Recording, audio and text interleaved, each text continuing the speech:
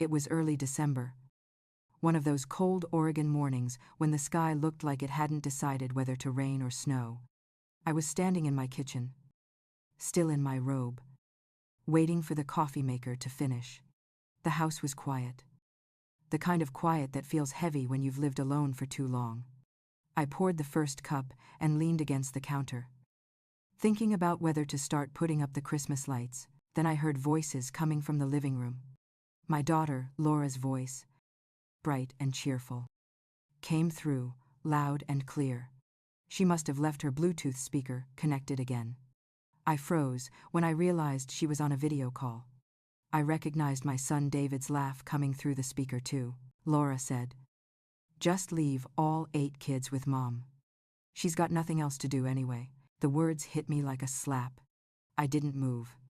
My hand tightened around the mug until I thought it might crack. Laura laughed and kept going, saying something about how she and Mark had already booked their hotel. They were going to the coast for a few days of peace and quiet. Then I heard her add, "Mom's already planning dinner and buying the gifts. She'll handle the kids. She always does." I felt my stomach drop.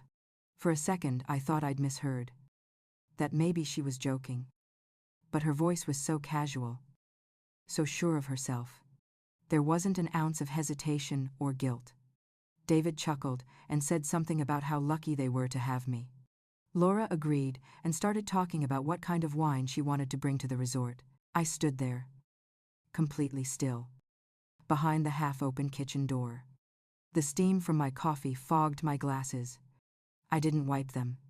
I couldn't move. They kept talking like I was an employee they didn't have to pay. I heard David say, "Don't worry about the kids. Mom loves it. She lives for that stuff." No, I thought. I used to live for it. I used to live for you. I set my mug down before I dropped it. My hands were trembling. Not from age, but from something I hadn't felt in a long time. Anger. Not the kind that explodes, but the kind that's been waiting, quietly boiling just under the surface for years. Laura's laughter echoed through the room. She said, "Perfect. We'll just show up on Christmas Day, eat, open presents, and that's it." That word perfect clung to me like a bad taste. Perfect for them. Perfect for everyone except me. I backed away from the door, careful not to make a sound. My heart was pounding, but my face felt strangely calm. I walked upstairs slowly, each step heavier than the last. In my bedroom, I sat on the edge of the bed and stared at the floor. I whispered out loud just to hear my own voice in the silence.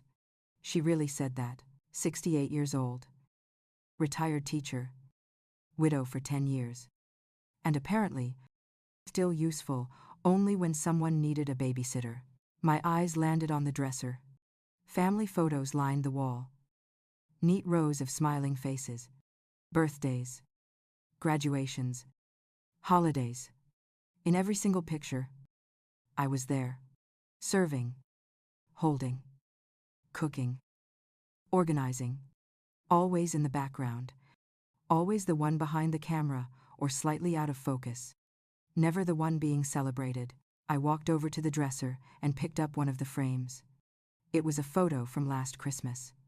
The whole family sitting around the dining table. Kids tearing open presents. Paper flying everywhere. I was in the corner, smiling while holding a tray of food. I remembered that night so well. I had cooked for 2 days straight. Laura and Mark arrived late. Ate. Then left early because they had a party with friends. David and Lucy stayed a little longer, but still left before midnight. The kids stayed with me. I bathed them, put them to bed, and sat up alone afterward, picking up wrapping paper from the floor. That was how every Christmas had gone for the past 10 years. I put the frame down and sat back on the bed. My chest felt tight, but I didn't cry. I'd cried too much over the years, for reasons big and small, until tears stopped fixing anything. From downstairs, I heard the sound of Laura ending her call. The house fell silent again. I imagined her walking out the front door, probably without even saying goodbye. Like always. I pressed my palms together in my lap and closed my eyes. My mind raced through every holiday, every favor. Every time I'd said yes when I wanted to say no. Every time I'd smiled even though I was exhausted. Every time I'd told myself it was fine because that's what mothers do. But that morning, something shifted. It wasn't rage exactly. It was a kind of clarity. Sharp and steady. I thought of my husband George and the way he used to look at me. Like I was more than the things I did for others. I hadn't felt that in years. Maybe since the day he died. Downstairs. The coffee pot beeped, signaling it had finished brewing another round. It was the only sound in the house. I stood, went back to the dresser, and looked at the woman staring back from the mirror. Her hair was grayer, her shoulders stooped a little. But there was something new in her eyes. Something fierce. I spoke softly, almost afraid of hearing it out loud. Enough. That one word filled the room. I went downstairs, poured myself another cup of coffee, and sat by the kitchen window. Outside, the neighborhood was already decorated. Lights wrapped around porches, wreaths on doors, inflatable Santas waving in the wind. My house looked the same as always. Neat, cheerful, ready for family that never stayed long enough. I took a sip of coffee and looked at the empty chairs around the table. The same chairs that would have been filled with noisy grandkids in a week. For the first time, I wondered what it would be like if they stayed empty this year. Maybe quiet wasn't such a bad thing after all. The clock on the wall ticked, steady and indifferent. Somewhere deep in my chest, something old and tired finally let go. I looked toward the hallway where Laura's voice had echoed just minutes ago. I could still hear her laugh in my head. Confident, thoughtless. Just leave all 8 kids with Mom. She's got nothing else to do. I whispered the words back to myself, slow and deliberate. Then I said, not this time. The decision wasn't loud or dramatic. It just settled over me, like the soft weight of a blanket I hadn't realized I needed. For the first time in years, I finished my coffee without rushing, without planning, without thinking about anyone else's needs but mine. Outside, the first snowflakes began to fall. They floated gently, silently, covering everything in sight. I watched them for a long time, feeling strangely calm, as if something inside me had finally clicked into place. When the last of the coffee was gone, I stood up, washed the mug, and set it carefully back in its place. Then I turned off the light and walked upstairs, my footsteps echoing softly through the empty house. I didn't know it yet, but that morning would change everything. The next morning, I woke up before the sun. The house was quiet, except for the hum of the heater kicking on and off. I lay there, staring at the ceiling, listening to the soft creaks in the walls that had become the rhythm of my mornings. My mind kept circling back to what I'd overheard the day before.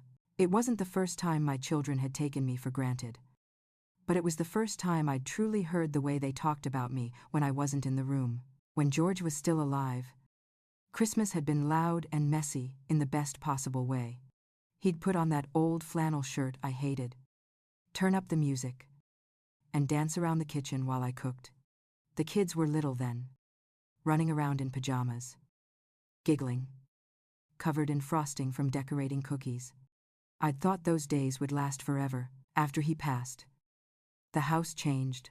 Everything got quieter. But I kept the traditions going because it made me feel like he was still here somehow. I cooked the same meals, hung the same ornaments, made sure the stockings were stuffed just right. It was my way of holding the family together. But year after year, they stopped staying as long. There was always another party, another trip, another excuse. Last Christmas, I remember standing at the sink late at night, washing dishes while everyone else was gone. I'd cooked a full dinner for 12, baked 3 pies, wrapped gifts for all 8 grandkids. Laura had arrived an hour late. Said traffic was terrible. She stayed just long enough to eat, take pictures for social media, and then rushed out to meet friends. David and Lucy came, smiled, thanked me for dinner, then left because the kids were getting cranky. I tucked the grandkids into the air mattresses I'd set up in the living room and listened to the sound of the wind outside. The lights on the tree blinked softly in the dark while I sat there alone. That memory still stung. It wasn't just the loneliness. It was how invisible I'd felt. Like all my effort was expected but never really seen.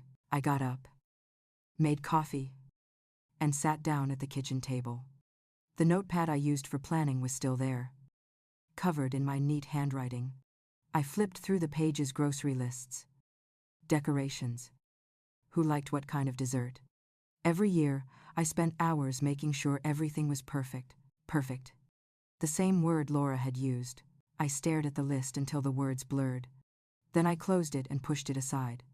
Maybe this year didn't need to be perfect. Maybe it didn't need to be anything at all.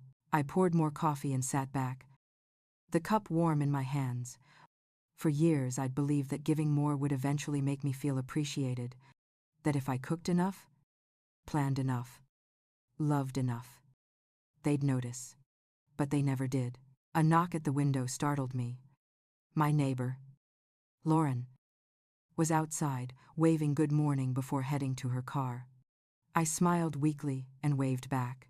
She'd invited me to her Christmas brunch before, but I'd always said no because I was too busy hosting my own family. This year, the thought crossed my mind that maybe I wouldn't have an excuse. After breakfast, I pulled out the box of old photos I kept in the hall closet. I don't know what made me do it. Maybe I needed to see how things used to be. There were pictures of George at the lake, David holding up a fish almost bigger than he was, Laura with frosting on her nose, laughing so hard she couldn't breathe. I ran my hand over the pictures and felt something twist inside me. I missed that version of my family, the one that still felt connected. I thought about the day George died. It had been October 2014. One of those crisp fall afternoons where the light turns everything gold. I was sitting beside him in the hospital, holding his hand. He looked at me and said, "You've spent your whole life taking care of everyone. Don't forget to take care of yourself too." I'd nodded through tears, promising I would, but I hadn't kept that promise. After the funeral, Laura and David had helped for a week or two. Then, life moved on. They had their own families, their own problems. I didn't blame them at first.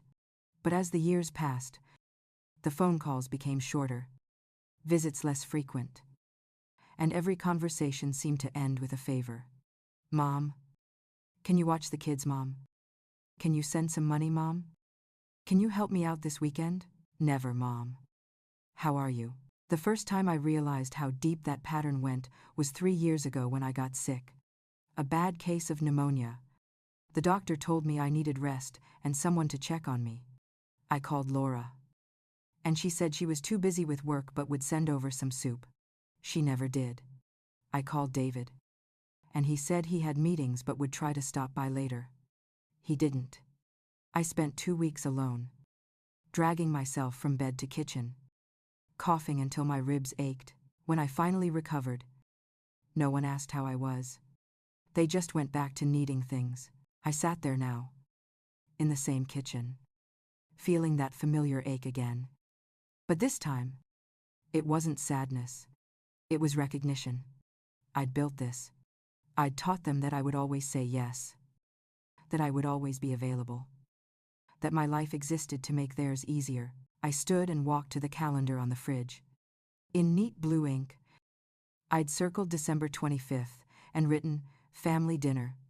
I took the pen, crossed it out, and wrote one word instead: freedom.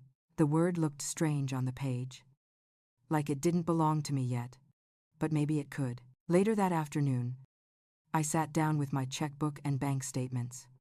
I went over the receipts for the Christmas groceries I'd already ordered. Over $1,500 for dinner, another $2,000 for gifts. All paid for out of my pension. Money I'd saved penny by penny. I stared at the totals and realized how absurd it was. I was paying for a celebration that didn't even make me happy. I picked up the phone and called the supermarket. When the woman answered, I said calmly, "Hi. This is Margaret Cooper.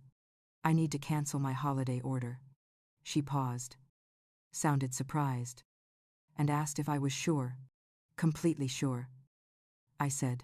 When I hung up, I expected to feel guilty. Instead, I felt lighter. I looked at the notepad again and tore out a fresh sheet of paper. I wrote 3 things: call Paula, book ticket to Santa Cruz, return gifts. I stared at the list and let out a small laugh. For once, it wasn't a to-do list for someone else. It was for me. The sun was setting, casting a soft orange glow through the kitchen window. I made myself another cup of coffee and sat watching the light fade. I thought about George again and that promise I'd broken years ago. Maybe it wasn't too late to keep it now. The house was quiet, but it didn't feel heavy anymore. It felt like a pause, a long overdue pause before something different. I closed the photo box, stacked the dishes in the sink, and turned off the lights. My reflection in the dark window caught my eye as I passed. For a moment, I didn't see the tired widow who'd been taken for granted. I saw someone who still had choices, and maybe, just maybe, this Christmas would finally be about me. The next morning, the sky was gray, heavy with the kind of clouds that promised rain but refused to deliver it. I woke up early, pulled on a sweater, and made myself a cup of coffee. The house felt different. Still the same walls, same furniture, same kitchen table. But something inside me had shifted. I sat down with my old planner, the one with little snowflakes printed on the cover, and flipped through the pages. December was always a blur of notes and reminders.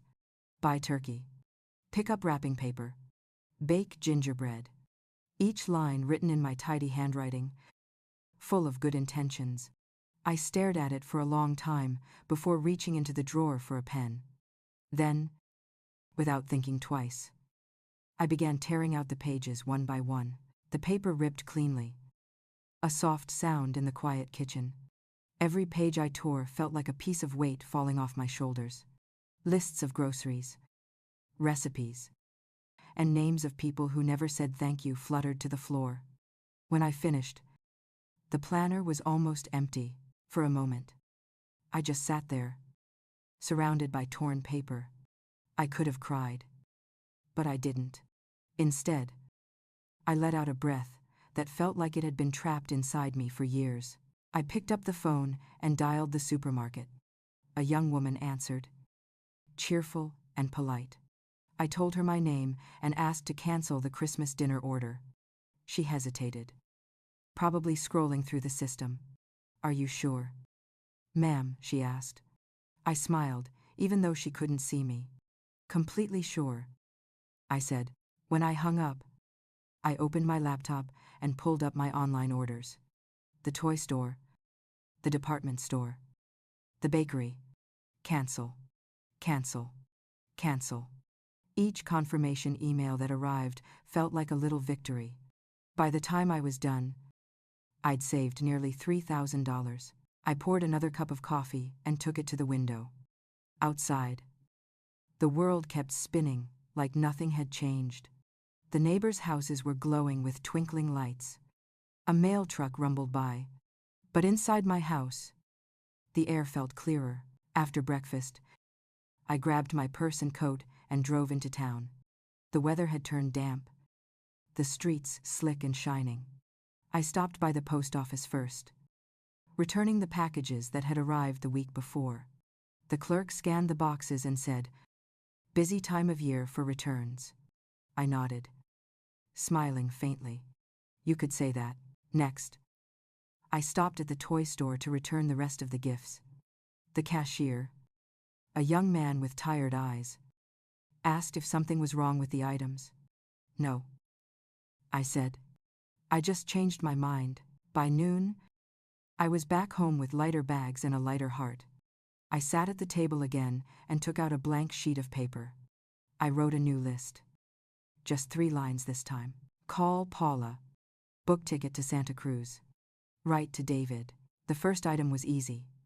Paula had been my closest friend for over 30 years. We'd met when we were both teachers, sharing lunch breaks and complaining about students who refused to do homework.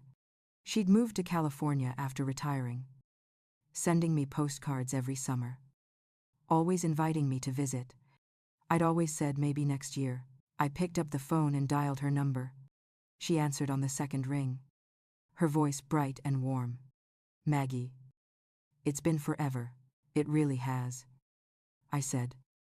And for once, I wasn't saying it out of politeness. "How are you?" "I'm wonderful," she said. "The ocean's still here. The wine's still good. And the tourists have gone home. You should see the sunsets lately. They're ridiculous." I laughed. "That sounds amazing." She hesitated. "Wait. Why do I feel like you're actually thinking about coming?" "Because I am," I said. There was a pause on the line. Then she gasped. "You're kidding." "After all these years of saying no, not kidding." "Paula, I need a change this Christmas." "Well then," she said, her voice full of energy. "Pack something light. Bring your walking shoes. And prepare to drink too much wine. I have a spare room waiting for you." After we hung up, I sat back, smiling. For the first time in years, I felt a flicker of excitement about the holidays. Not dread, not obligation. Excitement. Next, I opened my laptop again and booked a bus ticket from Portland to Santa Cruz. It was a long trip, but I didn't mind. The idea of sitting on a bus, watching the landscape roll by, sounded peaceful. No one asking for anything. No one expecting me to cook or clean. Just quiet. The last thing on the list was harder. I pulled out my checkbook and stared at the note I'd made months ago. "David still owes me $2. Wu bai."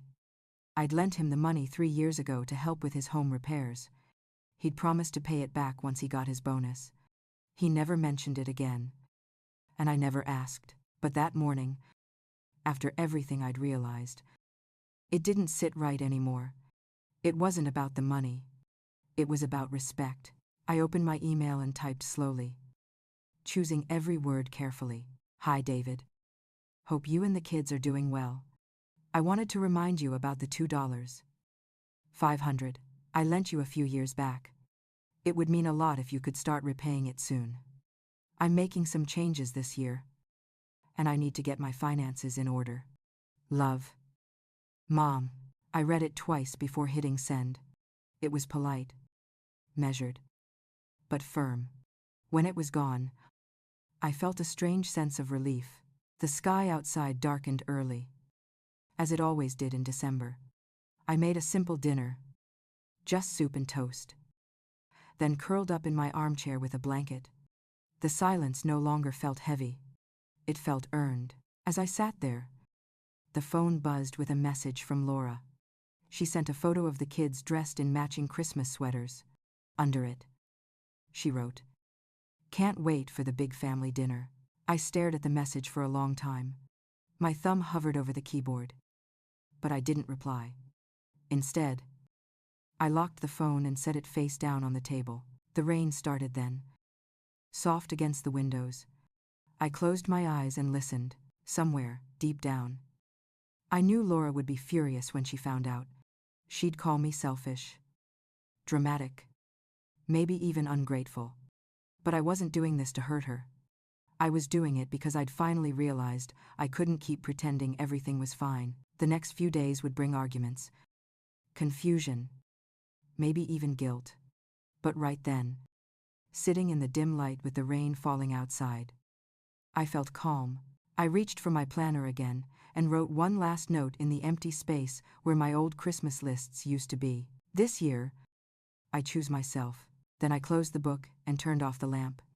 The room faded into darkness. The kind of darkness that felt like a beginning instead of an end. 3 days before Christmas, I was standing in the kitchen, rinsing a mug, when I heard a car door slam outside. I glanced through the window and saw Laura walking up the path, her arms full of grocery bags. Her breath fogged the air, and she looked like a woman in a hurry. I felt a knot tighten in my stomach. She didn't knock. She pushed the door open, calling out in that cheerful tone she used when she wanted something. "Mom, I brought the stuff for the kids' stockings. We'll drop everything off now so you can get organized before the 24th. I turned off the faucet and dried my hands slowly. She walked in, setting the bags on the counter. "You should see how crazy it is at the mall," she said, laughing. "Mark nearly lost his mind finding toys for the twins. Oh, and David said he'll bring his kids over the night before Christmas. You'll have all 8 by morning." I looked at her. Really looked. She was so sure of herself. So certain everything would go the way it always had. The heat from the sink still clung to my hands. "Laura," I said quietly, "I'm not hosting Christmas this year." She blinked at me, confused, then gave a quick laugh like she thought I was joking. "Very funny." "Mom, what do you mean you're not hosting?" I kept my voice steady. "I canceled the dinner. There won't be one this year." Her smile faded. "You canceled what?" "The dinner. The groceries. The presents. All of it." She frowned, her mouth parting in disbelief. "Mom, that's not funny. Everyone's counting on you." I leaned against the counter. Maybe that's the problem. For a second, neither of us spoke. The only sound was the ticking clock on the wall. Then she crossed her arms, her tone sharpening. "I don't understand what's going on with you lately. You love Christmas. You love being with the grandkids." "I do love them," I said. "But I don't love being taken for granted." Her eyes widened. "Taken for granted, Mom. We appreciate everything you do." I shook my head. "No, Laura. Appreciation isn't showing up late, eating, and leaving me to clean up. It isn't assuming I'll babysit every holiday. You never even asked if I wanted to." She opened her mouth, then shut it again. I could see her searching for something to say. Something to make this go away. Finally, she sighed and pulled out her phone. "I'm calling David." I watched her press the button and put it on speaker. The phone rang twice before he answered. "Hey, Laura." "What's up?" Laura shot me a look. "Mom's lost it.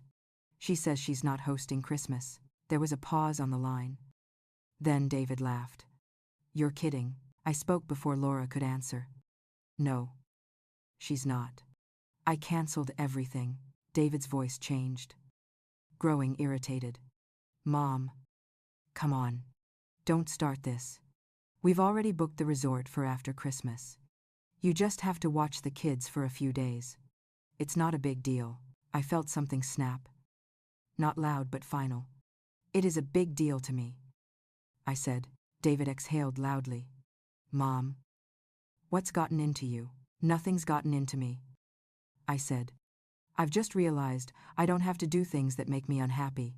Laura stepped closer. Her face flushed. "So what? You're just going to leave us hanging? Do you know how hard it is for us to manage the holidays?" "Yes," I said quietly. "Harder when you have to actually manage them yourselves." She glared at me, her voice rising. "We're family. Family helps each other. Helping isn't the same as being used," I said. The words hung in the air. For a long moment, nobody spoke. I could hear David breathing on the phone, Laura fidgeting beside me. Finally, David muttered, "You know what? Mom, fine. Do whatever you want.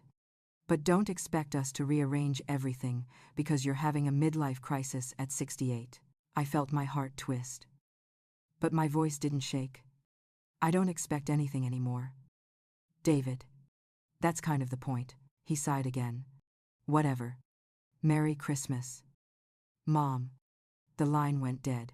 Laura set the phone down hard on the counter. "Great. Now he's mad." I turned to her. "He'll get over it." She gave a bitter laugh. "You've really lost it."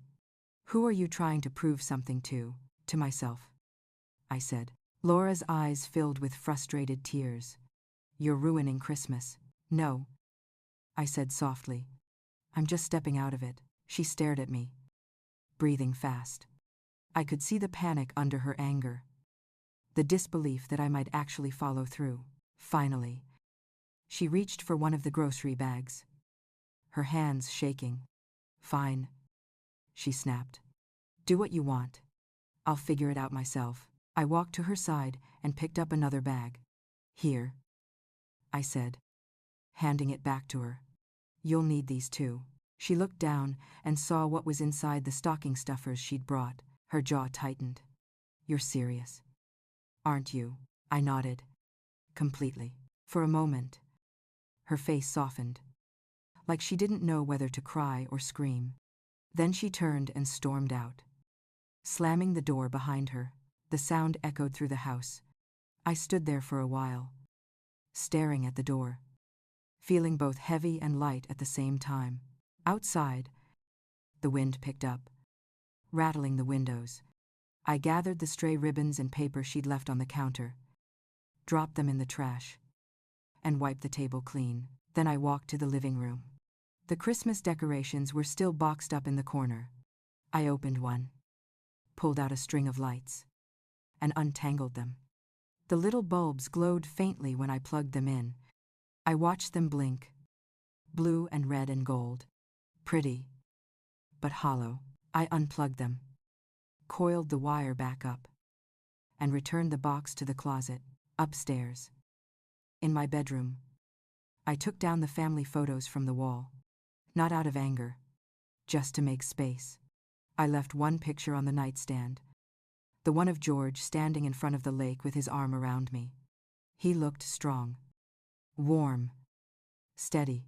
"If you were here," I whispered, "you'd tell me I did the right thing." The house was silent, except for the faint ticking of the clock. I sat on the bed and closed my eyes, listening to the wind. Part of me wanted to feel guilt, but it didn't come. What I felt instead was something else. Relief. Maybe. The kind that settles deep in your chest when you finally stop pretending. Downstairs, I heard the front gate creak as Laura's car pulled away. I imagined her speeding off, calling David, the two of them complaining about their impossible mother. For once, it didn't matter. I lay back on the bed, staring at the ceiling. The room felt different now. Not lonely, but open, like it was finally mine again. Tomorrow I'd start packing for Santa Cruz. I didn't know what I'd find there, but whatever it was, it had to be better than this.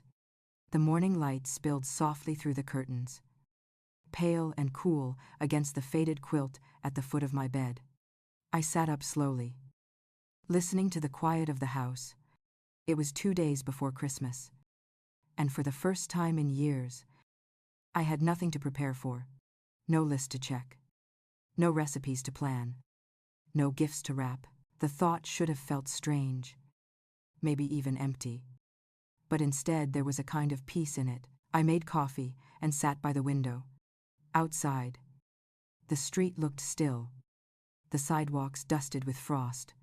A few houses already had their lights glowing, little reminders that the world was still caught in its holiday routine.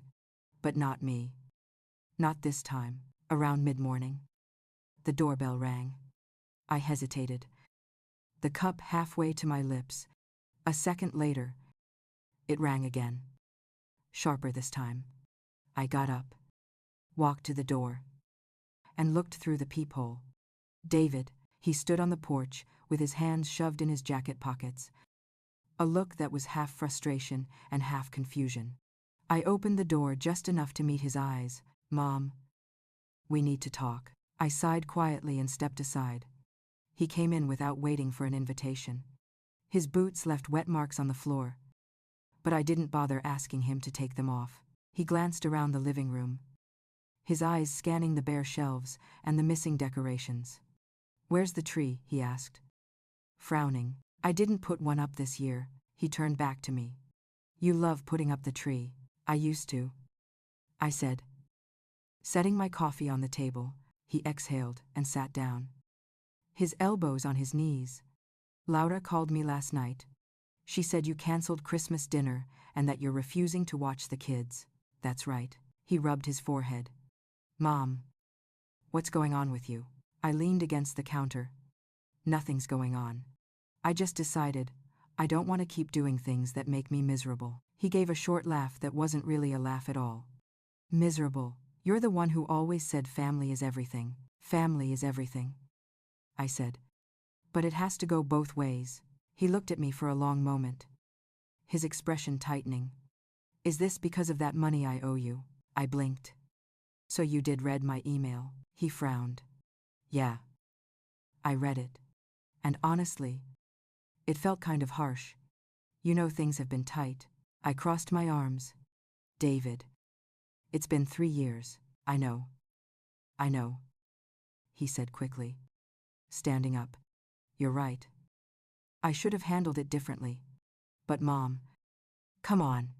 Bringing it up right before Christmas. I tilted my head, studying him. You mean the time of year when you were planning to leave me with 5 kids so you could go to a resort? He hesitated, his mouth opening but no words coming out. That's what I thought. He started pacing, his voice growing defensive. You're blowing this way out of proportion. It's just a few days. The kids love spending time with you. I love them too, I said softly. But I'm not their babysitter. David. He stopped, looking at me like I'd said something foreign. You're their grandmother. That's what grandmothers do. I shook my head. No. That's what grandmothers do when they're respected. When they're treated like part of the family. Not a free service. His jaw tightened. You've never talked like this before. Maybe I should have, I said. For a moment, the room was quiet except for the faint hum of the refrigerator. He looked at the window, then back at me. Laura said you're going on some kind of trip. Is that true? Yes. I'm leaving tomorrow morning. With Paula? I nodded. He let out a slow, incredulous breath. So that's it, you're just leaving, walking away from all of us. I took a step closer to him. I'm not walking away. David. I'm finally walking towards something. He shook his head. This isn't you. You don't know who I am, I said quietly. Not anymore. He stared at me, his mouth pressed into a thin line. I could see the conflict in his face, the way anger kept flashing behind his eyes but never quite settled. Finally, he spoke again. The kids are going to be heartbroken. They'll be fine. Maybe they'll even learn that their parents can handle things without me. He rubbed the back of his neck, looking like he didn't know whether to argue or leave. Mom. This isn't fair. Fair, I smiled faintly. You want to talk about fair? I spent every Christmas alone, cleaning up after everyone. I watched your kids so you could take vacations. When I got sick, no one came. So forgive me if I don't think fairness has been much of a priority. He fell silent. I waited, expecting him to explode or maybe apologize. Instead, he just looked tired. I'm sorry, he said finally. But I can't fix this right now. I nodded. That's okay. I'm not asking you to. He turned toward the door. I don't know what Laura's going to do when she hears you're really leaving. I guess she'll have to figure it out. He paused with his hand on the doorknob. This is going to change things. Mom, I hope so, I said. He didn't answer. He just opened the door and walked out, his footsteps crunching against the gravel before fading away. When the silence returned, I felt the exhaustion hit me. I sank into the chair he'd been sitting in, my hands trembling slightly. The argument had left me drained, but not in the same way it used to. This time, the exhaustion felt clean, almost freeing. By late afternoon, I started packing. I took a small suitcase from the closet and laid it open on the bed. Clothes, toiletries, a few books. Nothing fancy. I didn't want to bring much. Just what I needed. As I folded a blouse, I noticed the old photo album sitting on the shelf. I hesitated, then took it down and flipped through the pages. There was one picture of me with both kids at the beach. Years ago. George had taken it. I was laughing, my arms around Laura and David, the sun glinting off the waves behind us. We looked happy. I traced my fingers over that younger version of myself and whispered, You did your best. Then I closed the album and set it aside. That night, I ate dinner alone. Simple food. But it tasted good. I poured a small glass of wine, something I rarely did, and toasted quietly, to no one in particular.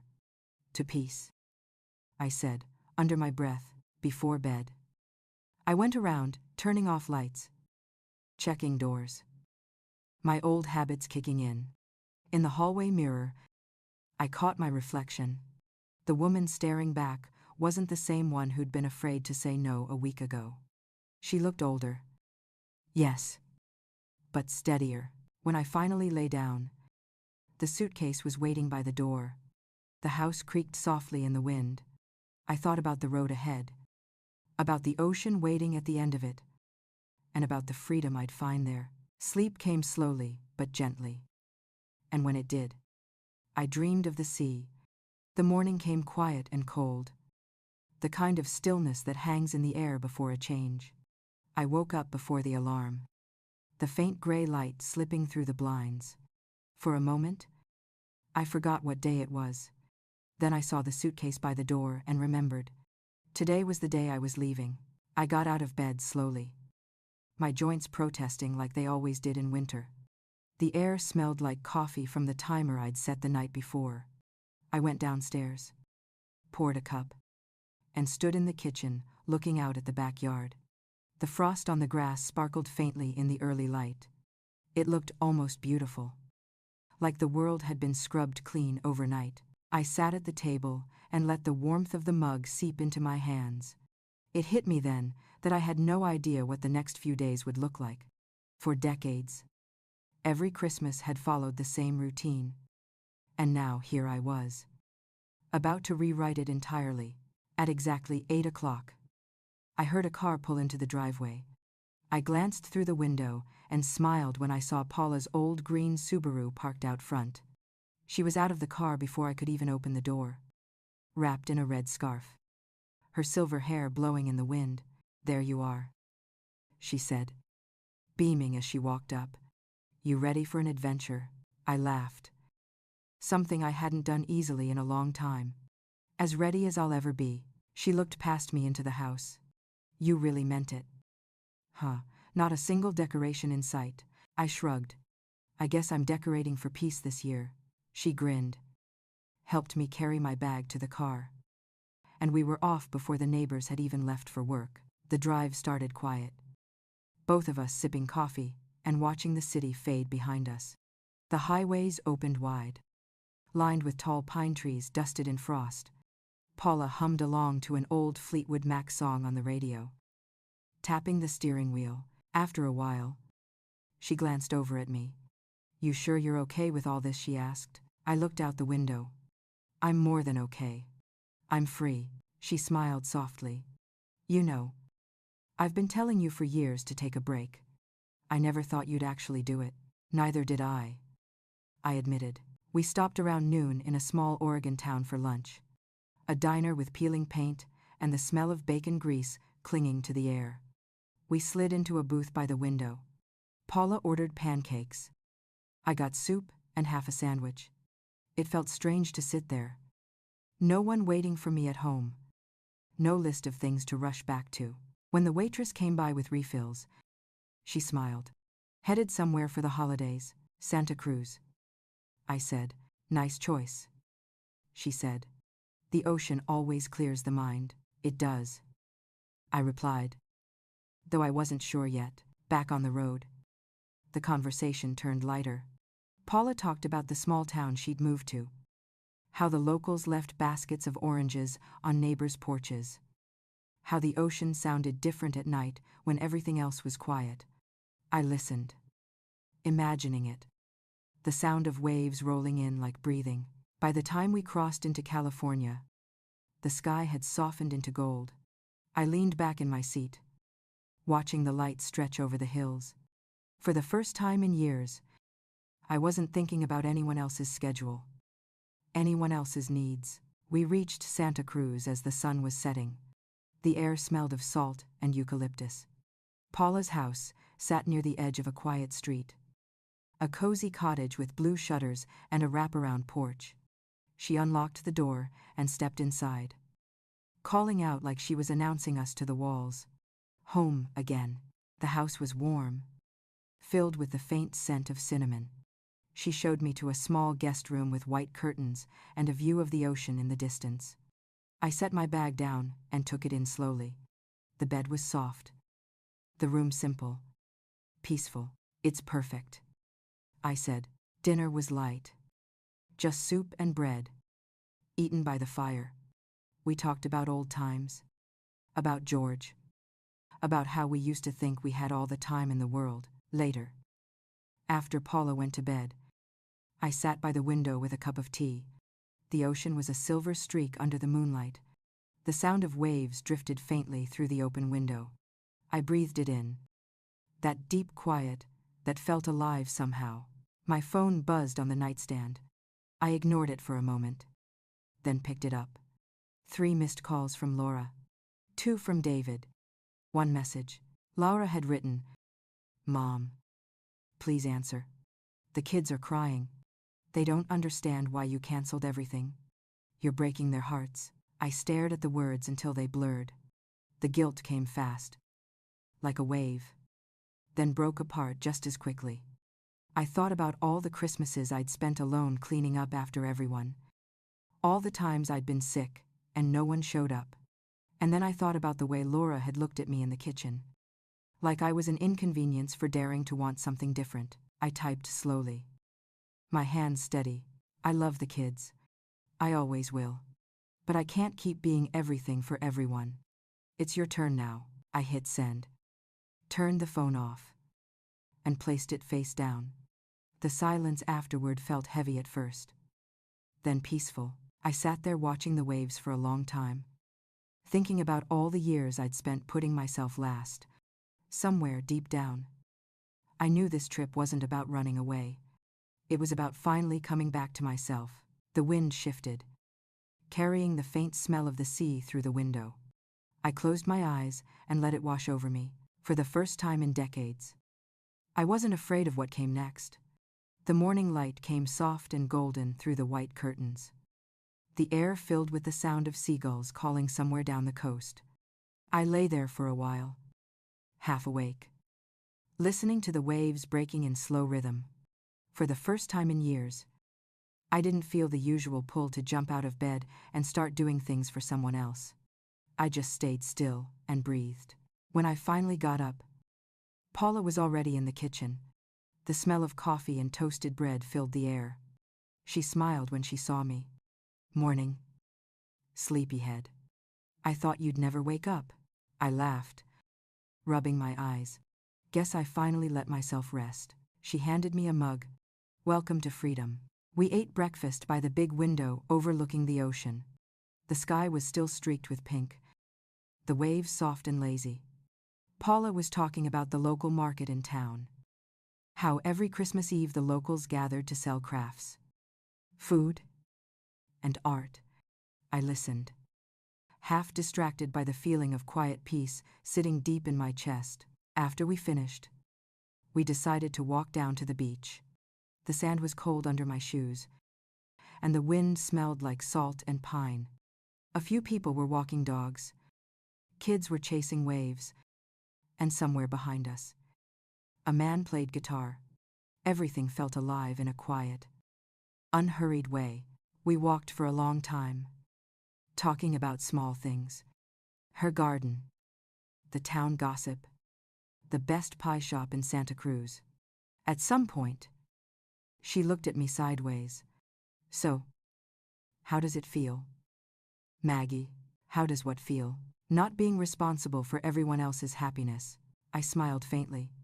"Strange, but good. Like breathing after holding my breath for too long." She nodded, her scarf blowing in the wind.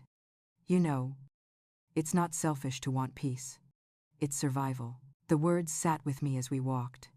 Survival. That was exactly what it was.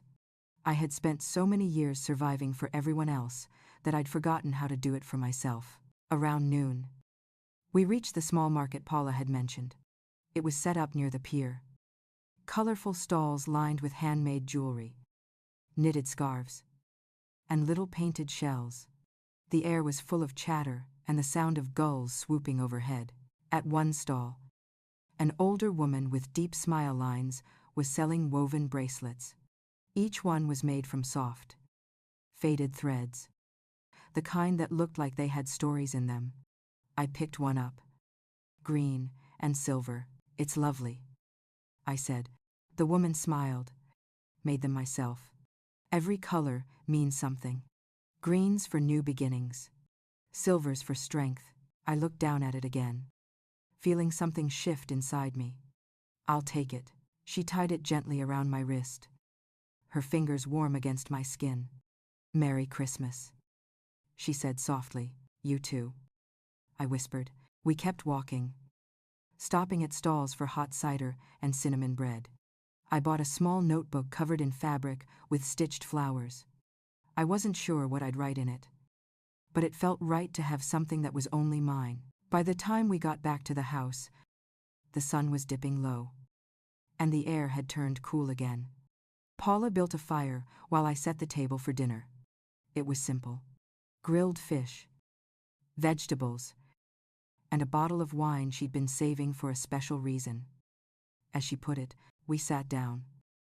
The sound of the ocean behind us and the glow of the fire painting the room in warm light. To freedom, she said, raising her glass. To finally choosing myself, I said. We clinked glasses and ate slowly, without hurry. It was Christmas Eve, but there were no frantic calls, no crying children, no lists taped to the refrigerator, just laughter, soft music, and peace. After dinner, Paula went to bed early, but I stayed up. I took my new notebook to the porch and sat wrapped in a blanket. The night was clear, the stars sharp and bright over the water.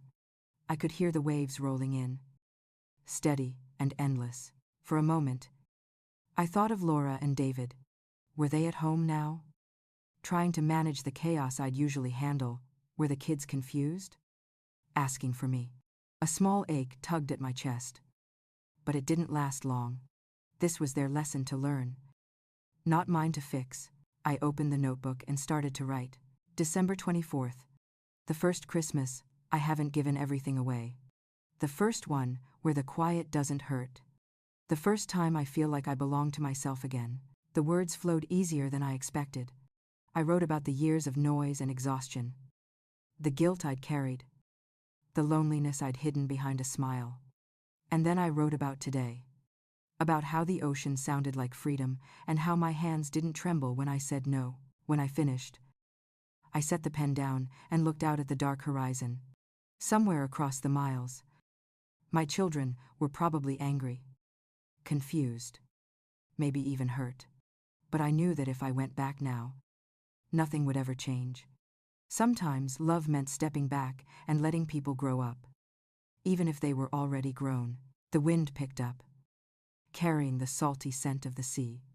I pulled the blanket tighter around my shoulders and smiled. Inside, the clock struck midnight. I closed the notebook, took a deep breath, and whispered softly to the night. Merry Christmas, George. You'd be proud of me. The tide rolled in, slow and steady, and I felt something inside me settle. I sat there a little longer, letting the sound of the waves fill the silence, until the cold finally pushed me inside. The house was dark except for the glow of the dying fire. I crawled into bed, the bracelet cool against my wrist. And as I closed my eyes, I realized that for the first time in decades, Christmas didn't feel like a burden. It felt like peace. The next morning, the sunlight was already spilling across the floor when I opened my eyes. For a moment, I didn't move. Just listened to the faint rush of the ocean outside the window. It was Christmas morning, the first one in my life that didn't begin with noise, wrapping paper, or someone calling my name. Just stillness. I got up slowly. My body rested in a way it hadn't been in years. Paula was already up, humming softly as she moved around the kitchen. The smell of coffee drifted through the air, mixed with something sweet and buttery. "Morning," she said when she saw me, setting down 2 plates. "Merry Christmas." "Merry Christmas," I said, smiling as I sat down. She had made cinnamon rolls and scrambled eggs. Simple but warm. We ate quietly at first, both of us looking out the big kitchen window, where the sea shimmered silver in the light. "Any regrets?" she asked after a while, glancing at me. "Not one," I said. She nodded, satisfied. "Good. Then it's already a better Christmas than last year." We laughed, and for a few minutes, everything felt light. After breakfast, we took a walk through town. Most of the shops were closed, but there were people everywhere. Couples walking hand in hand, families sitting outside cafes, bundled in scarves and smiles. It was strange being an observer instead of the one hosting everything. For once, I could just exist among people, not responsible for keeping them happy. We stopped at a small bookshop that was open. Inside, the air was warm and smelled faintly of paper and coffee. I wandered through the aisles while Paula chatted with the clerk. I found myself drawn to a section labeled New Beginnings. One book caught my eye, a collection of essays about women who started over later in life. I flipped through the pages, reading a few lines here and there. Each story felt like a mirror, reflecting something I'd been too afraid to look at. I bought it without thinking. When we stepped back outside, the sun was high and the air had warmed. Paula turned to me. "There's a little restaurant down by the pier that stays open for Christmas dinner," she said. "They make the best crab cakes you'll ever have." That sounded perfect. We walked there together, the sea breeze in our hair, the sound of waves rolling against the pier. The restaurant was small and cozy, with strings of white lights hanging in the windows. We were seated near the back, where we could see the water.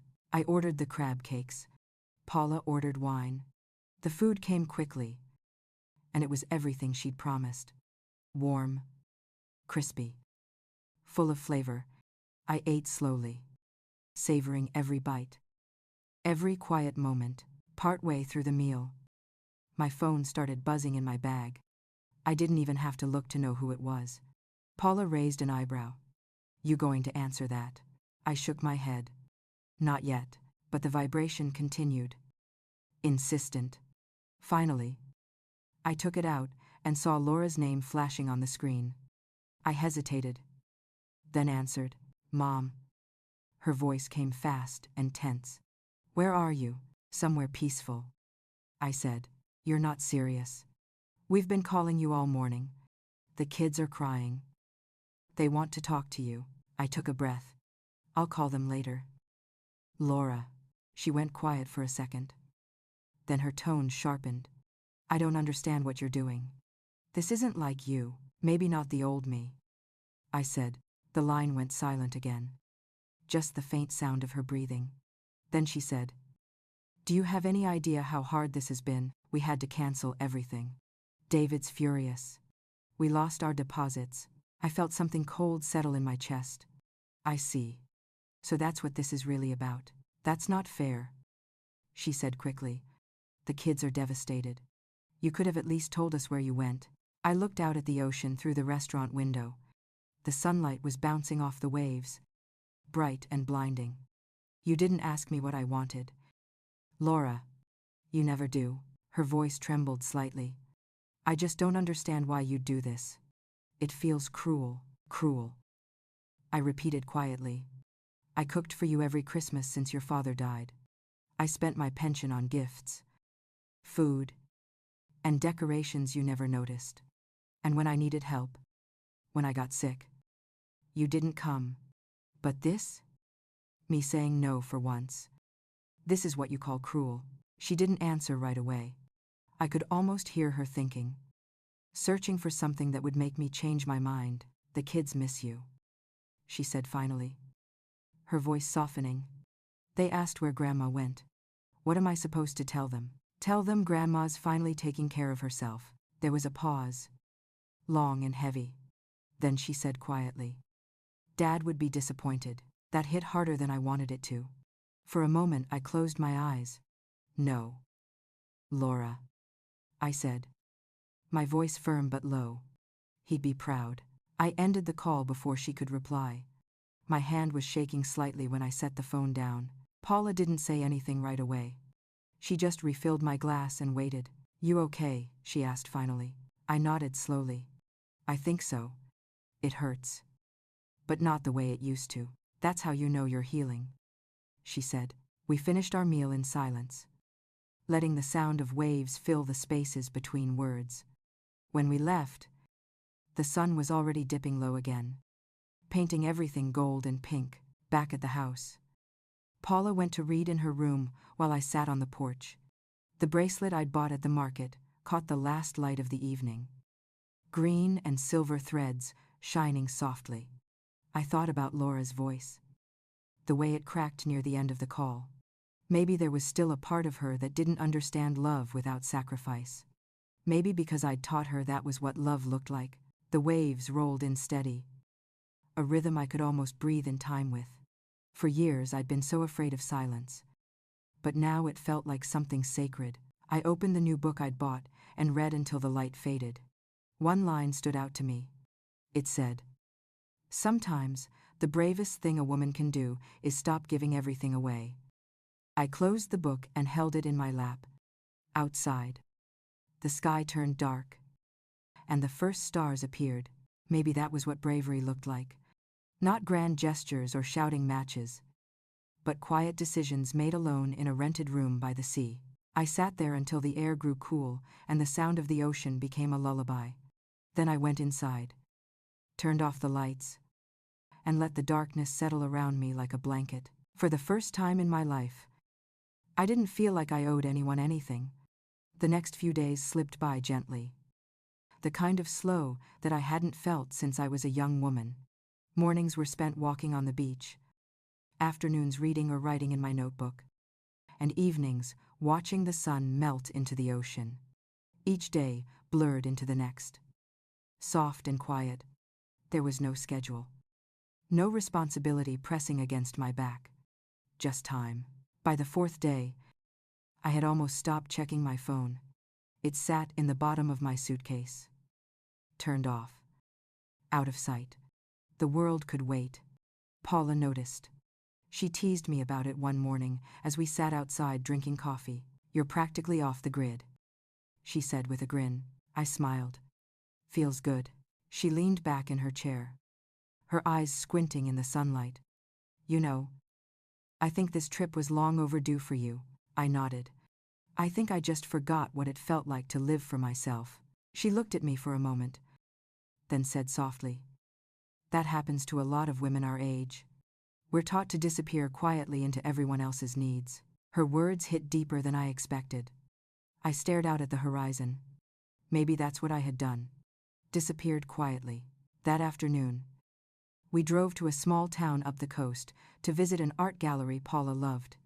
It was tucked behind a row of colorful shops. The kind of place you might miss if you weren't looking. Inside, the air smelled faintly of paint and salt. The walls were covered in seascapes, portraits, and sculptures made from driftwood. I stopped in front of one painting. It showed an older woman sitting on a wooden chair facing the ocean. Her shoulders were relaxed, her hands folded in her lap. The colors were muted, soft blues and grays, but there was something powerful in her stillness. Paula came up beside me. "That's my favorite one," she said. "There's something peaceful about her." I said quietly. "The artist calls it After the Storm." I couldn't take my eyes off it. She looked like she'd been through something hard, but had finally found rest. I thought about all the storms I'd weathered over the years, the ones no one even noticed. "I'll take it," I said. Paula smiled, her eyes warm. "I knew you'd say that." We left the gallery an hour later, the painting wrapped carefully in brown paper and resting on my lap as we drove. I kept running my hand over the smooth edges of the frame, feeling a strange connection to the woman in it.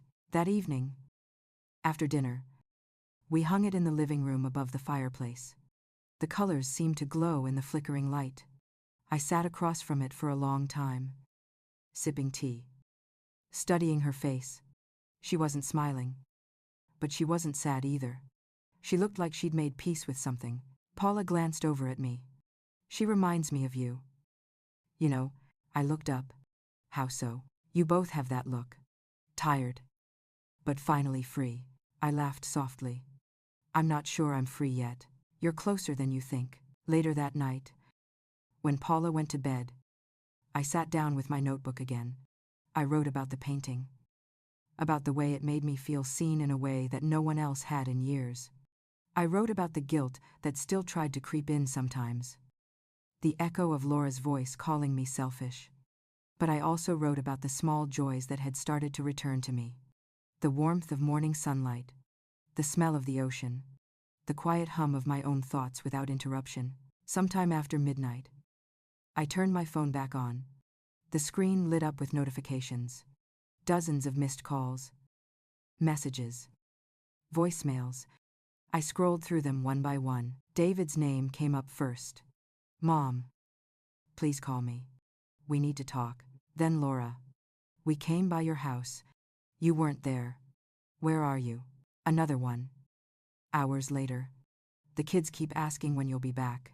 I don't know what to tell them. And then, buried between them, one from my neighbor. Mrs. Ellis. Your son and daughter have been knocking at your door all day. I told them you were gone for the holidays. Hope that was okay. I stared at the screen. The guilt pricked at me again. Faint but familiar. For a second, I almost called Laura back. But then I saw the painting reflected faintly in the window beside me. The woman facing the sea. She didn't look like someone who second-guessed herself. I set the phone down and let it buzz against the table until it went silent. The next morning, Paula noticed the phone on the counter. They called again, she asked. Dozens of times. You going to answer? Not yet. I said. I'll talk to them when I'm ready. Not when they expect me to. Good. She said, handing me a mug of coffee. That's called boundaries. We spent the rest of the day wandering through town, picking up fresh bread and fruit for dinner. It was warm, brighter than it had been all week. We stopped to watch a group of kids building a sandcastle near the pier. Their laughter carried on the wind. I thought about my own grandkids then. How much I loved them. How none of this was about them. Maybe one day, when they were older, they'd understand. Maybe they'd see that love didn't always mean saying yes. That night, as I sat in front of the fire again, I finally let myself think about what would happen when I went home. Things would be different. That much I knew. Laura would be angry.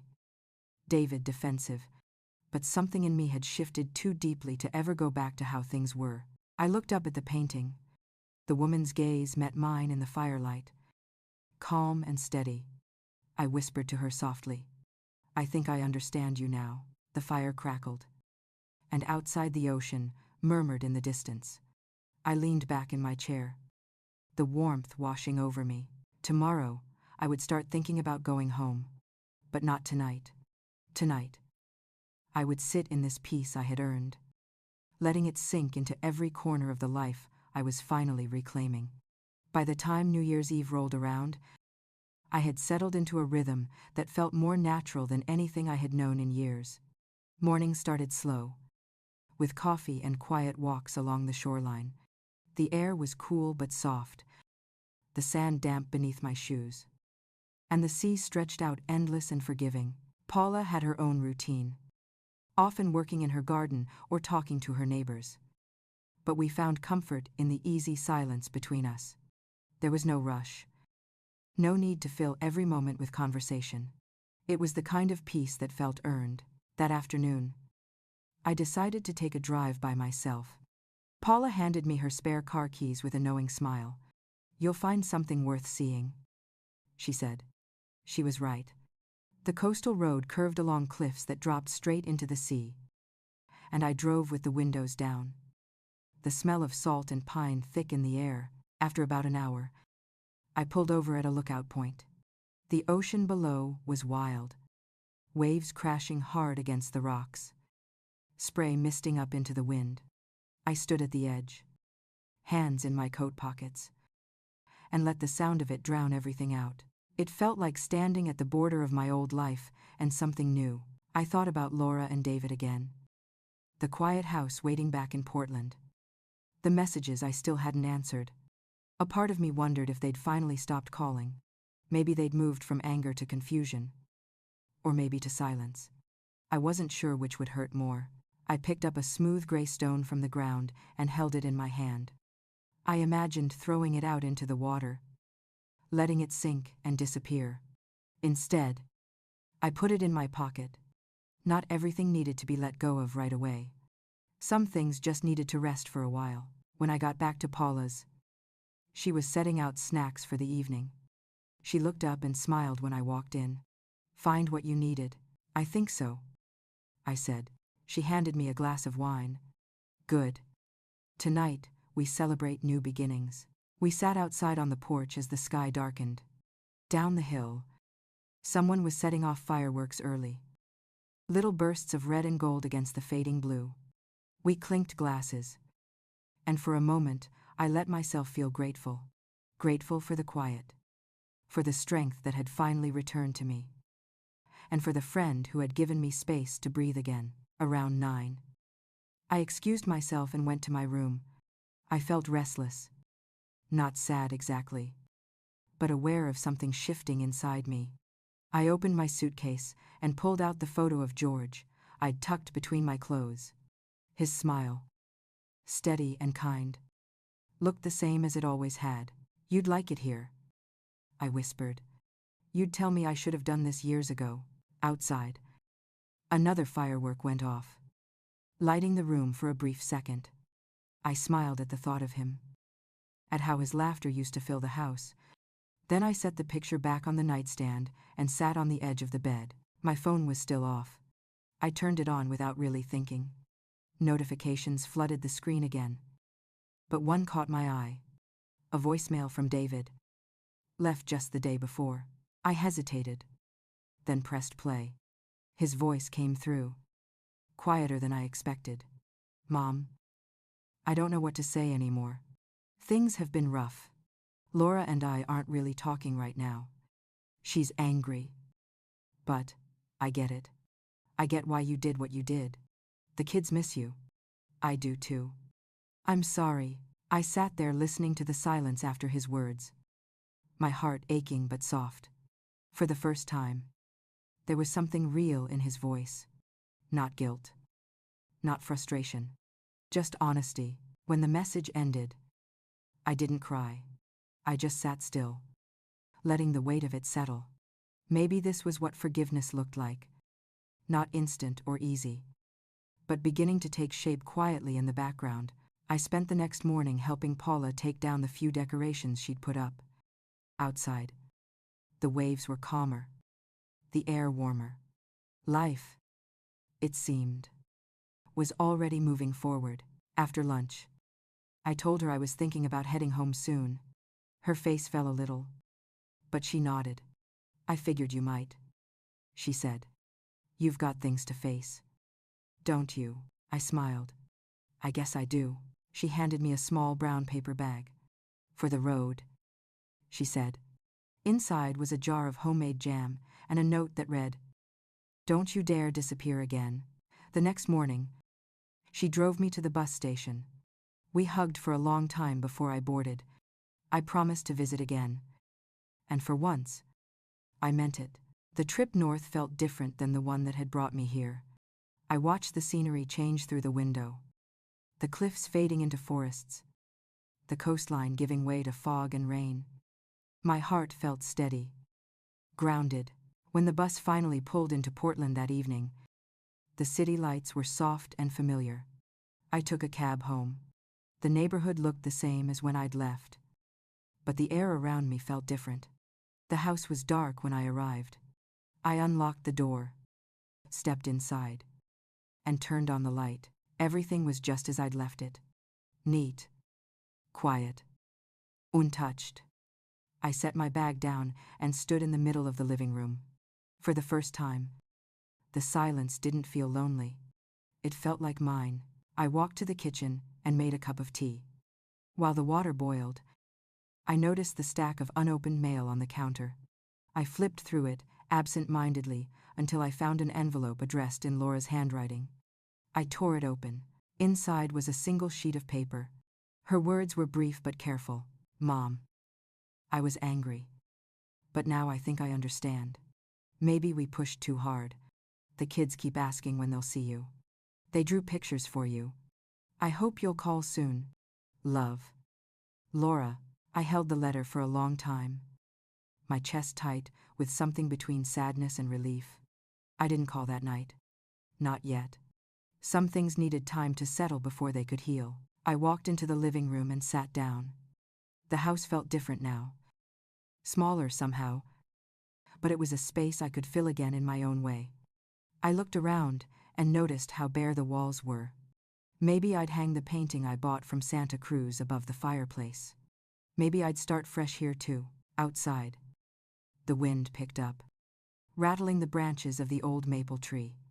I sipped my tea slowly, the warmth spreading through me. Tomorrow, I'd decide what came next. Tonight, it was enough just to be home. The morning light crept through the blinds, soft and gray. I woke to the quiet hum of the heater and the faint tick of the kitchen clock downstairs. For a moment, I didn't move. The house felt still, like it was holding its breath. After weeks away, everything looked familiar yet distant, like walking into a photograph of a life that used to belong to me. I wrapped a robe around myself and went to the kitchen. The air smelled faintly of dust and old coffee grounds. I filled the kettle and set it on the stove, watching as the steam began to curl upward. The sound of it boiling was comforting, a small reminder that life moves forward, even in silence. When the tea was ready, I sat at the kitchen table and unfolded Laura's letter again. The paper was already creased from the night before. I read the lines slowly, my eyes catching on the words she had written with such careful distance. Love. Laura. No apology. But not anger either. It felt like a bridge. Tentative but real. I turned the letter over and wrote 2 words on the back in pen. Soon. Maybe, after breakfast. I started cleaning. Not the frantic kind of cleaning I used to do before family came over, but slow, deliberate, grounding. I dusted the shelves, wiped the counters, opened the curtains. The house seemed to wake up around me. Around mid-morning, I took the painting from Santa Cruz out of its wrapping. The woman in the chair looked as calm as ever, her gaze fixed on the unseen horizon. I hung it above the fireplace, stepping back to see how it caught the light. It belonged there, for the first time. The living room didn't feel like a waiting room for other people's lives. It felt like mine. I made another cup of tea and sat down to read. Outside, the sky was heavy with clouds, the kind that promised rain. I was halfway through the book when the doorbell rang. The sound startled me. I wasn't expecting anyone. I walked slowly to the door, my hand tightening on the knob before I opened it. Laura stood on the porch, holding a paper bag and looking uncertain. Her hair was pulled back, and her face was tired. But her eyes softened when she saw me. Hi. Mom. I blinked. Surprised. Laura. She smiled weakly. I didn't call first. I wasn't sure you'd answer. I stepped aside. Come in. She hesitated before walking in, her eyes darting around the house like she was taking in the absence of decorations. It looks different, she said quietly. It is, I said. She set the paper bag on the counter. I brought muffins. The kids helped. That was kind, I said. For a moment, neither of us spoke. The quiet stretched between us, filled with things we hadn't said in years. Then she took a breath. Mom, I owe you an apology. You don't owe me anything, I said softly. No. I do. She pulled out a chair and sat, her hands twisting in her lap. When you canceled Christmas, I was furious. I said things I shouldn't have. But the truth is, you were right. I sat across from her, my fingers resting on the mug. She went on. The kids were miserable that morning. David and I argued the whole time. Nothing went right. I kept thinking about how you did all of it every year without complaining. I guess I never realized how much you were doing for us until you weren't there. I nodded slowly. Letting her words sink in, she looked up. Her eyes wet but steady. I'm sorry for taking you for granted. Mom, you deserved more from us. The lump in my throat surprised me. I had imagined this moment so many times. But hearing it, quiet and real, was something else entirely. I reached across the table and took her hand. Thank you for saying that. She squeezed my hand back. I mean it. I don't want us to go back to how things were. I want to do better. We sat there for a while, holding on to that fragile honesty. It wasn't forgiveness exactly. Not yet. But it was something like peace. When she finally stood to leave, she said, "The kids would love to see you soon. Maybe dinner next week, at our place this time." I smiled. Maybe. Let's take it slow. She nodded. Slow is good. I walked her to the door. She turned back once, her expression soft. I missed you. Mom, I missed you too, I said, after she left. I stood at the window, watching her car disappear down the street. The clouds outside had finally started to break apart, patches of pale blue showing through. I made another cup of tea and went back to the living room. The painting caught the afternoon light now, brighter than before. I sat down in my chair, the same spot where I used to watch my family from the background, and realized I didn't feel like the background anymore. The house was quiet, but it wasn't the lonely kind of quiet. It was the kind that comes after a storm, when everything is still, and the air smells clean. I picked up my notebook and opened to a blank page. My handwriting was steadier than it had been weeks ago. January 2. Laura came by today. She apologized. I didn't expect that. Maybe things can change after all. Maybe they can see me now. Not as the woman who fills the table, but as the person who finally set it down. I set the pen down and looked toward the window again. The light was fading, soft and golden. The wind rustled through the trees, gentle and familiar. For a moment, I thought of George again, out of his words the day before he passed. Don't forget to take care of yourself. I smiled. I hadn't forgotten this time. The kettle began to whistle softly from the kitchen, and I rose to turn it off. As I moved through the house, the faint echo of laughter from years past seemed to drift through the rooms. But it didn't ache the way it used to. It felt like a memory I could finally hold without pain. When I sat back down, the tea steaming in my hands, the rain began outside, light and steady against the windows.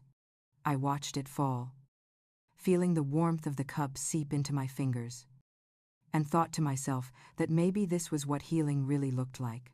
Quiet, simple, honest.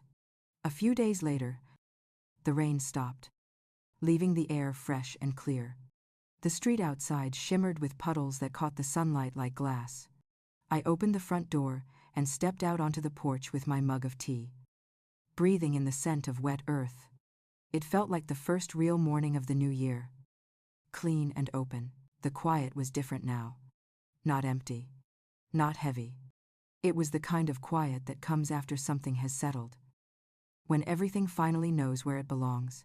I spent most of the morning cleaning out the attic.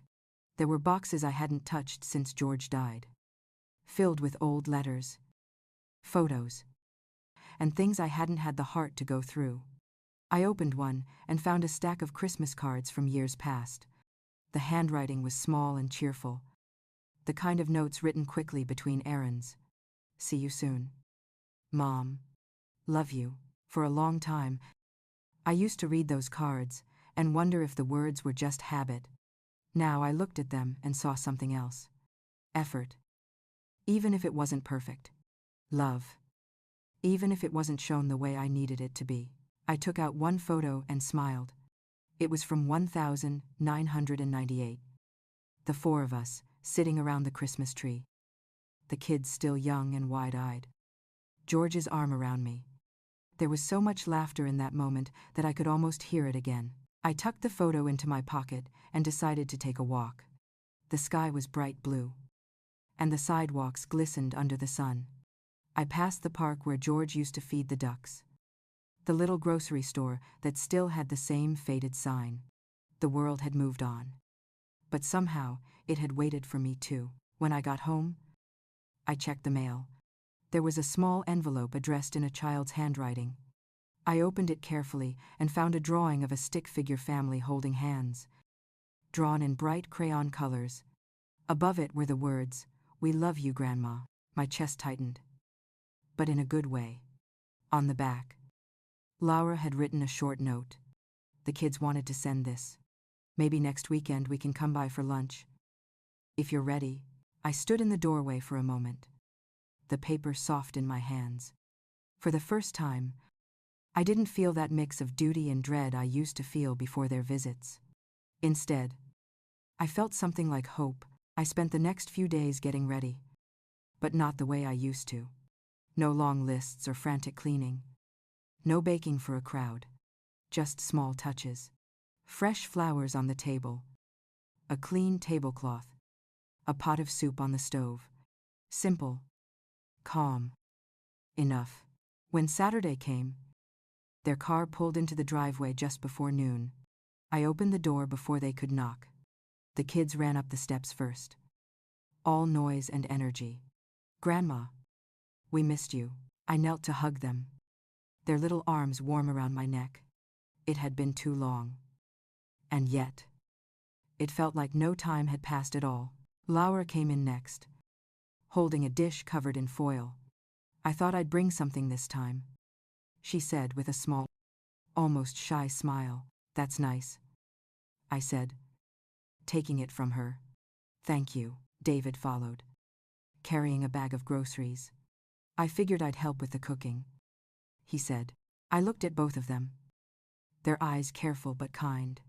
For once, there wasn't that invisible line between us, the one made of expectation and exhaustion. Just family. Standing in the kitchen together. Lunch was easy. The kids told me about school, about their new puppy, about how their Christmas tree had fallen over twice. Laura laughed more than I'd seen in years. David helped set the table without being asked. It wasn't perfect, but it was real. After we ate, the kids went outside to play. Laura lingered at the sink, washing dishes. She looked out the window and said softly, "You seem happy." "Mom." I dried a plate and smiled. "I am." She nodded, her voice almost a whisper. "I'm glad." When they left, later that afternoon, Laura hugged me tighter than she ever had before. "Call me if you need anything," she said. "I will." After they drove away, the house fell quiet again. But it wasn't the silence of loneliness. It was the kind of quiet that comes after something broken has been mended. Even just a little. I walked to the fireplace and looked up at the painting.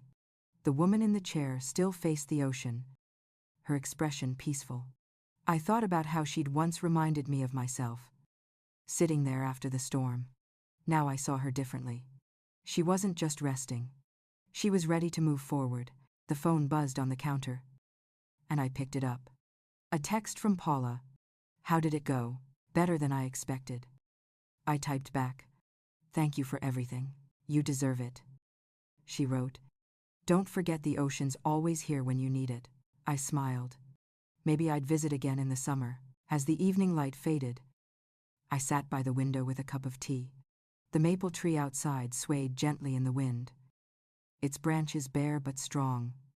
I thought of all the years I had spent giving pieces of myself away, and how strange it felt to finally have them back. Taking care of myself hadn't meant losing my family. It had meant teaching them how to see me again, not as a constant giver, but as a person who still had a life of her own. I closed my eyes and breathed in deeply. For the first time in a long time, I wasn't waiting for anything or anyone. I was simply here. And as I sat there, the quiet wrapping softly around me, I thought of all the women like me out there, who had spent their lives holding everyone else together. I wanted to tell them what I had learned the hard way. If you ever feel invisible, forgotten, or used, remember this. You're allowed to stop. You're allowed to rest. You're allowed to start again. You're never too old to choose yourself. And if my story feels a little too familiar, stay a while. There's more to come. And you don't have to face it alone.